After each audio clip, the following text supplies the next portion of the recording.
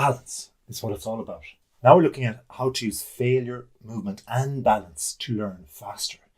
Now the research is looking at 10 components of this, such as strength, muscle, endurance, speed, balance, coordination, agility, accuracy, and reaction. We'll look at all of those funneled in to one now. In reality, the first thing you need to do is embrace failure as feedback. Instead of viewing things that you do, that you fail at, as setbacks and saying, oh God, that's it, I can't do this anymore. Look at it as a learning point, as a trigger to going in a different direction. Still forward, still trying to improve, but actually learning from your mistakes. Analyze them and identify key areas of growth. Because the reality is you will grow. If you stop doing something that you had intended to do just because you've hit a wall, because you've had a setback, you're still going to have frustration that eventually pushes you in a new direction.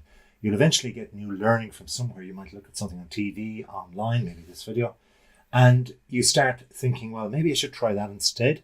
But if you look and focus on what you've actually had the setback on, and then just pull it apart and start picking at something and be hypercritical of yourself without being overly emotional, then you'll begin to say, well, how do other people look at this? Maybe I should have done it in that way. So you can break it down to build it up again.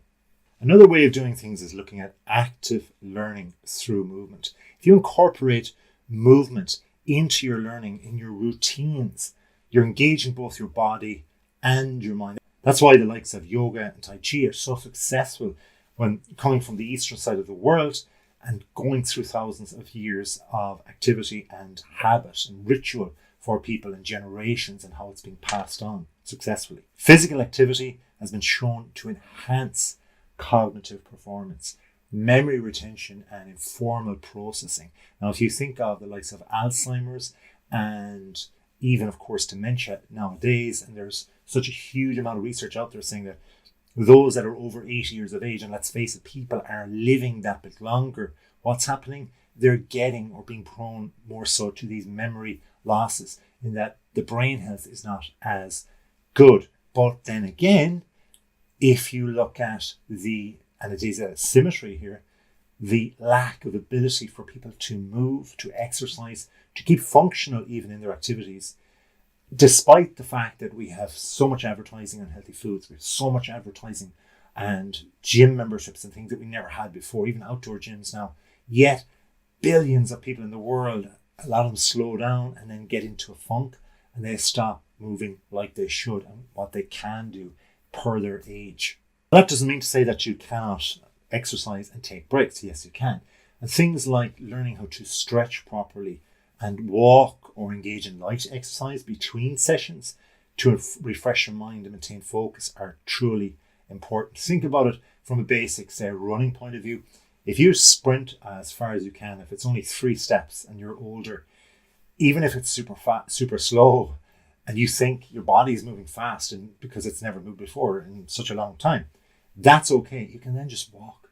Just literally move one foot after another until eventually you feel the heart rate just dips down to a controllable level, and then you go all out again, maybe for 3 or 4 steps again, and then just continue to do this. You titrate things up. So think of the little snail. They can go a lot faster than what we give them credit for because they know their ability, they know where they are in that point in time. By using kinesthetic learning techniques, you're involving hands-on activities and you will learn from these experiences too. Now, these experiences will reinforce learning. You can even experiment, and let's be honest about it. Many things are just an experiment. So experiment with kinesthetic learning.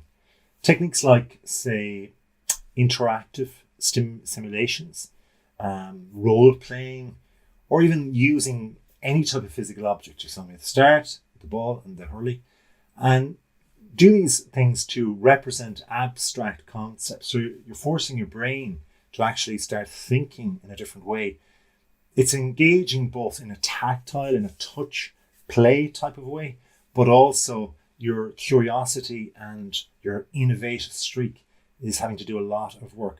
A lot of the times our brain is doing work in the very conventional manner where we learn ABCs and we learn 1, 2, 3s and start, end, middle part, of course, and then end. But if we start looking at things from a non-schooling point of view, from an imagination point of view, we're going to really throw things out there and help us to adapt to a different form of thinking. Therefore, the movements can be different too. By engaging then in these sensory rich learning environments and retaining and understanding what you're doing, you're building blocks in a new way so that your mind and your body will learn and become better. Then you can also practice dynamic learning environments. Now, if you create a learning environment that encourages movement, exploration and experimentation, you're allowing for flexibility to occur.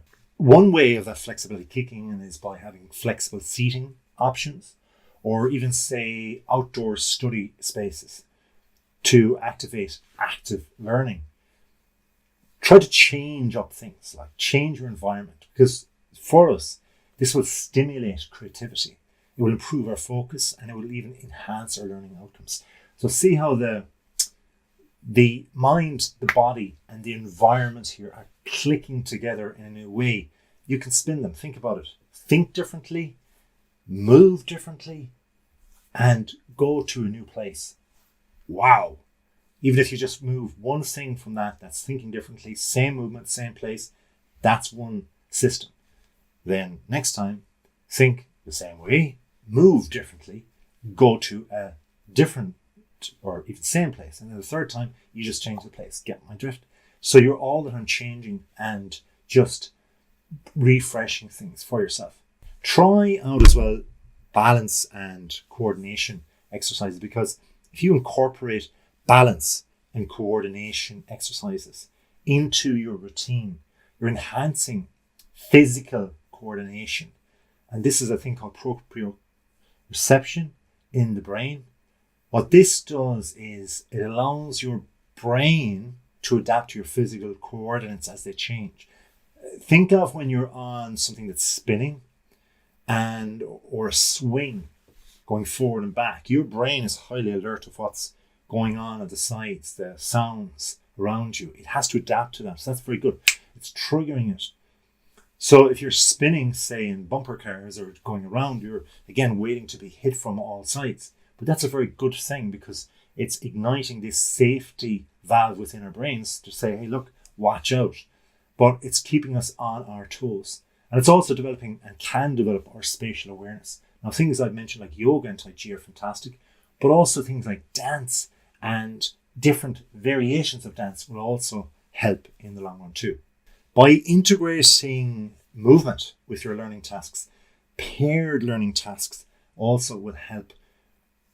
These movement activities reinforce learning, and they, believe it or not, then in tow enhance your memory retrieval, which is great because for examination purposes, we want to be able to remember what the answer is. But if you can remember, oh, I was standing up, I was walking in a circle when I learned that bit, that's how our brain works by association. It starts associating one thing with another. If you do fun things, involve movement, getting up off a seat and doing active things, you're going to remember more things in an examination, more so than usual. Have multi-sensory learning approaches by having things that are both kinesthetic, you can touch, you can feel, nice auditory, nice perhaps music, and of course what you can see visually is lovely and aesthetic to you. Well, then it's a real combination of a wonderful moment. And think of all the things that you've learned before in the past, such as your great memories of life, your personal life. You loved where you were. You loved what you were doing. You loved perhaps the people that you saw in front of you. So it's a combination of all these senses, that multi-sensory approach that will work for you too. When these moments come, with all the multi-sensory things combined, take a snapshot in your own mind's eye and be present. Practice this mindfulness with it and go, wow, if every moment could be like this, oh, what a wonderful world it would be. And if you click the subscribe button, it will be a wonderful world for you, because I'll produce more content just like this. If not, well then, you ain't mindful anymore. But seriously though, thank you for watching, and please do have a wonderful day.